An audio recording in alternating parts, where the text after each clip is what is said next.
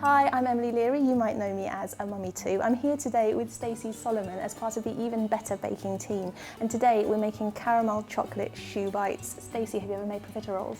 No, confession, I've never even tried it. I'm so scared of even touching profiteroles. Like, I buy them from the shop. I promise you it's really easy. The pastry is really easy, and I've also got a surprise inside, which I'll show you later. Ooh. But first, let's make the pastry. Okay, so in this pan, I've got water and butter, and I've brought that to a rolling boil and taken it straight off the heat. What does that mean? Rolling boil means that you're just starting to see the bubbles kind of turning over in the water. Oh, okay. So you've got a nice dramatic boil. If you've just got the odd bubble appearing, that's a simmer. And then in here is some flour, and that goes straight in with the butter and the water. It already looks good.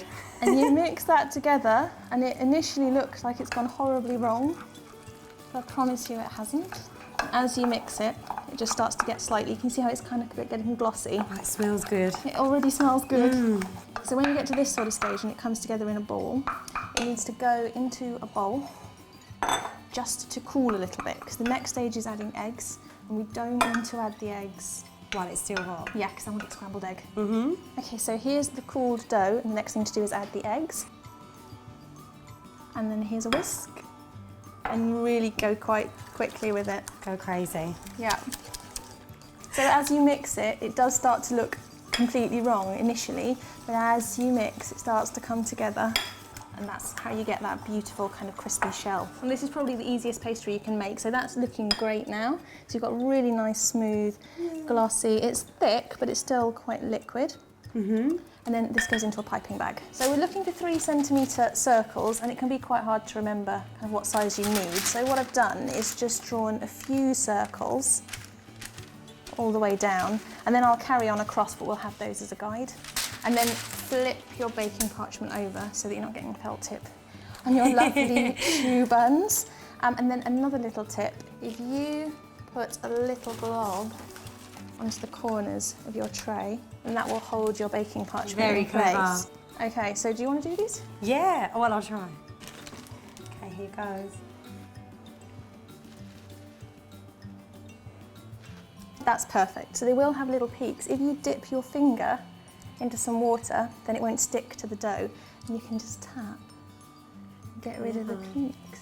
And they will spread out a little bit as they cook, so try to leave kind of the same sort of distance, about 3 centimetres between each one. They're starting to get bigger as I get excited about eating them. I'm like, oh, just a little bit bigger.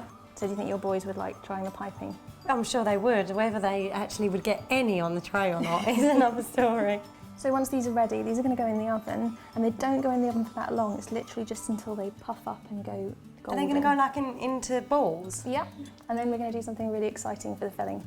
So these are fresh out of the oven, just starting to cool, and here comes the even better bit. We're going to fill them with salted caramel. I'm quite excited about this. This is the Dr.Oetker Surprise Inside Cupcake Centres. So you can just put it straight in? Straight into it's got these. It's got a little nozzle and everything. Yep, straight into cupcakes, anything that you want to fill with salted caramel, and this will do the job. That looks so easy. Okay, so these are just starting to cool, so they're not cold, but they're just warm enough to hold. You don't want them cold? You don't want them cold, you don't want to burn your fingers, so somewhere in between. So you just push it straight into the side, and then just squeeze the bag to fill it up. Oh wow, it really is easy. And that's it, and then they're filled with caramel. I need this in my life. Oh wow. Want to try some? Yes, I do. Push it in. This is so easy. Yeah, it's really easy. And you should get just the right amount of salted caramel in one of those pouches to fill all of the profiteroles in this recipe. Oh, amazing. So they look absolutely perfect. Now we're going to decorate them. So I've got some Dr.Oetker fine cooked chocolate. This is the dark chocolate, 72%. Really nice. And I've just melted that by putting it over a little bit of water in a saucepan. Just simmer, and it just heats the chocolate through really gently.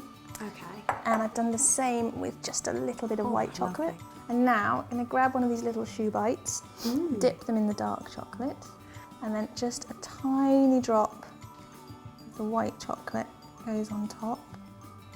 And then just grab a toothpick and just dragging it out. Oh wow.